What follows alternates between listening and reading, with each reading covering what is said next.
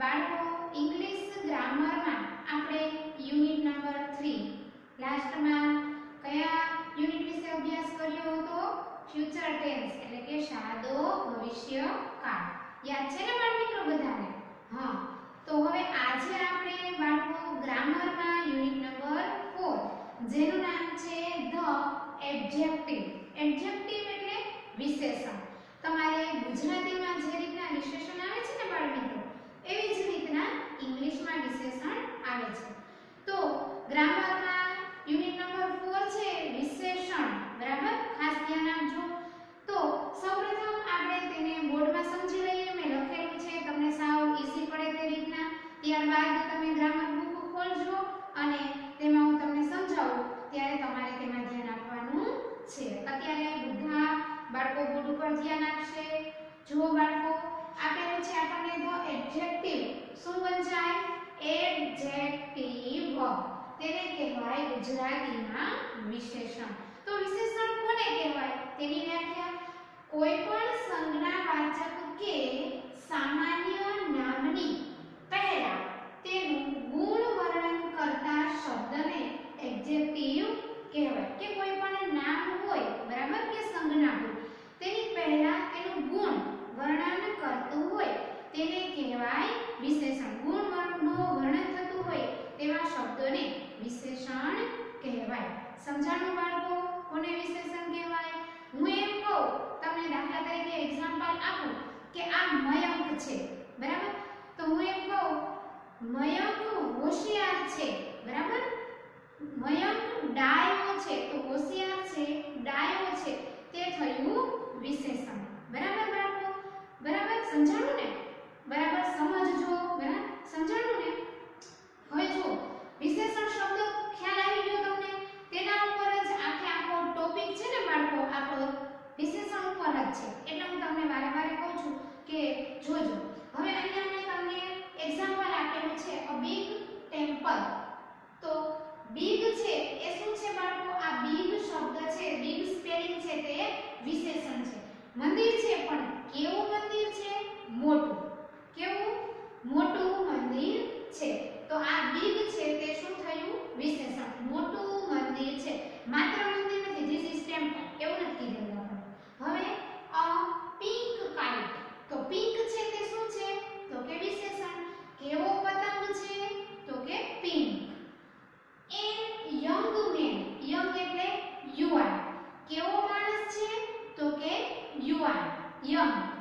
તો ઉપર આપેલા બધા જ વાક્યોમાં વિશેષણ છે તે નામની પહેલા મુકાયા છે. તો આ બધા નામ છે તેની પહેલા વિશેષણ મુકાયેલું છે. તમને ગુજરાતીમાં તરત જ બાળકો ખ્યાલ આવી જાય વિશેષણ, પણ ઇંગ્લિશમાં થોડીક સમજતા વાર લાગે. પણ જો તમે બરાબર ધ્યાન આપો એક એક વાક્ય પર તો વધારે સમજવાની જરૂર પડે નહીં, તરત જ તમને ખ્યાલ આવી જાય. તો જુઓ, અહીંયા આપણને વિશેષણની વ્યાખ્યા આપેલી છે કે કોઈ પણ સંજ્ઞાવાચક કે સામાન્ય નામની પહેલા તેનું ગુણનું વર્ણન કરતા શબ્દને વિશેષણ કહેવાય. અને તેના ઉદાહરણો પણ આપેલા છે: મોટું મંદિર, ગુલાબી પતંગ, યુવાન માણસ. બરાબર, તો આ યુવાન છે, ગુલાબી છે, મોટું છે, આ બધા શું છે? વિશેષણ. તો આ બધા વાક્યમાં નામની આગળ વિશેષણ મૂકેલા છે. જો કીધેલું છે આપણને કે બધા જ વાક્યોમાં વિશેષણ છે તે નામની પહેલા મુકાયા છે. આટલું કમ્પ્લીટ થઈ ગયું બાળકો? હવે જોઈએ આપણે નામની પાછળ વિશેષણ મૂકીને કે હવે ક્રિયાપદ પછી વાક્યના અંતે, અંતે એટલે કે પાછળ વિશેષણ મૂકીએ તો કેવી વાક્ય રચના થાય છે તે જોઈએ. તો અહીંયા યલો ચોકથી લખેલું છે એ બધા શું છે બાળકો? વિશેષણ છે. શું છે? વિશેષણ. જ્યારે પહેલાના વાક્યની અંદર જે વ્હાઈટ ચોકથી લખેલા હતા તે શું હતા? તો કે વિશેષણ. તો જોઈએ એમાં આપણે પહેલું વાક્ય, ધીસ હાઉસ ઇઝ બિગ. આ ઘર મોટું છે. બિગ છે તે શું છે? વિશેષણ. That kite is blue. તો બ્લુ છે તે શું છે? વિશેષણ. ધેટ એટલે પેલો, કાઇટ એટલે પતંગ. પેલો પતંગ ભૂરો છે. That man is old. Old એટલે વૃદ્ધ. જૂનું અને વૃદ્ધ બે અર્થ થાય. પણ અહીંયા માણસ છે એટલે જૂનું વપરાય નહીં. શું વપરાય? વૃદ્ધ. તો પેલો માણસ વૃદ્ધ છે. બરાબર? સમજાણું? અમુક વાક્યમાં નામની પહેલા વિશેષણ મુકાય છે, જ્યારે અમુક વાક્યમાં અંતમાં પણ વિશેષણ મૂકવામાં આવે છે. તો આ હતો આપણો પાયો કે જે આ ટોપિકમાં ખાસ જે સમજવાનું હતું તે. હવે બાળ મિત્રો ખોલો તમારી ગ્રામર બુક, તેમાં આપણે વિગતવાર સમજૂતી મેળવીએ. ગ્રામર બુક તેમાં પેજ નંબર 15 ખોલો. યુનિટ નંબર 4 ધ એડજેક્ટિવ એટલે કે વિશેષણ. જો બાળકો તેમાં પેલી લાઈન આપણે જે મેં સમજાવેલી તમને તે જ આપેલી છે કે કોઈ પણ સંજ્ઞાવાચક કે સામાન્ય નામની પહેલા તેનું ગુણ વર્ણન કરતા શબ્દને એડજેક્ટિવ કહેવાય. એક્ઝામ્પલ આપેલું છે અ બિગ હાઉસ, તો બિગ છે તે વિશેષણ છે.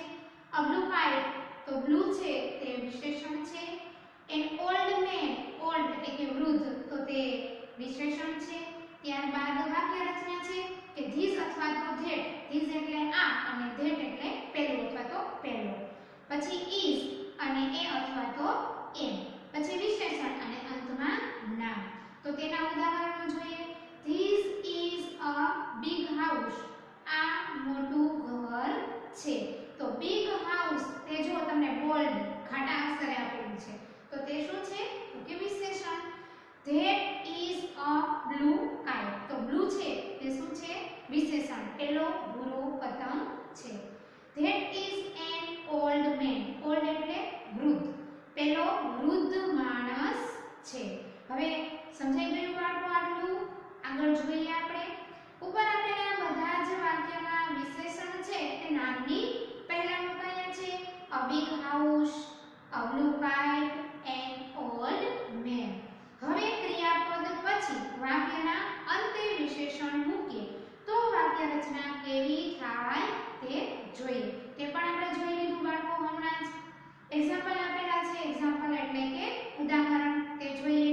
This house is big. એટલે આ ઘર મોટું છે. That kite is blue. પેલો પતંગ ભૂરો છે. That man is old. પેલો માણસ વૃદ્ધ છે. તો બાળકો આ હતા આપણા વાક્યના અંતમાં અને વાક્યના આગળ શબ્દની આગળ મૂકેલા વિશેષણ. હવે પાછળ જુઓ પેજ નંબર 16 ઉપર. તેમાં પણ વાક્ય રચના આપેલી છે. ધીસ અથવા તો ધેટ અને પછી આવશે નામ, ક્રિયાપદ અને વિશેષણ. તો હવે બાળ મિત્રો કેટલાક વિશેષણ અને તેના વિરોધી શબ્દ આપેલા છે. તો હવે તે બરાબર યાદ પણ રાખજો, કેમ કે આપણી જે એક્સરસાઇઝ આવશે ને બાળકો તેમાં આ વિરોધીનો પણ ઉપયોગ થશે. તેના દ્વારા આપણે જવાબ પૂરવાના થશે. તો લોંગ, લોંગ એટલે લાંબુ. લોંગનું ઓપોઝિટ, ઓપોઝિટ એટલે વિરોધી. શું થશે? શોર્ટ, શોર્ટ એટલે ટૂંકું. ઓલ્ડ, ઓલ્ડ એટલે જૂનું અથવા તો વૃદ્ધ બંને થાય. અને તેનું વિરોધી થશે ન્યૂ એટલે કે નવું. સ્ટ્રોંગ, સ્ટ્રોંગ એટલે સશક્ત, કંઈ પણ કામ કરવા માટે શક્તિમાન હોવું. તો તેનું ઓપોઝિટ થશે નબળું, કે તે કામ કરવા માટે શક્તિમાન ન હોવું. હાઈ, હાઈ એટલે કે ઊંચું. તેનું ઓપોઝિટ થશે લો, લો એટલે નીચું. ટોલ, ટોલ એટલે ઊંચો. શોર્ટ, શોર્ટ એટલે નીચો અથવા તો ઠીંગણું. સ્મોલ, સ્મોલ એટલે નાનું અને બિગ એટલે મોટું. બ્યુટીફુલ, બ્યુટીફુલ એટલે સુંદર, દેખાવડું આપણે જેને કહીએ ને તે. અને અગલી, અગલી એટલે બેડો. ત્યારબાદ ફેટ, ફેટ એટલે જાડું અને તેનું વિરોધી થીન, થીન એટલે પાતળું. યંગ, યંગ એટલે યુવાન. ઓલ્ડ, ઓલ્ડ એટલે વૃદ્ધ. ત્યારબાદ હોટ, હોટ એટલે ગરમ અને કોલ્ડ એટલે ઠંડુ. હેપી, હેપી એટલે ખુશ અને સેડ, સેડ એટલે ઉદાસ. તો બાળ મિત્રો આ હતું આપણું ગ્રામરનું યુનિટ નંબર 4 વિશેષણ. તો તમારે બધા વિદ્યાર્થીઓએ આ જે વિરોધી શબ્દ છે તે એકવાર તમારી રફ નોટ બુકમાં લખી અને પાકા કરવાના છે.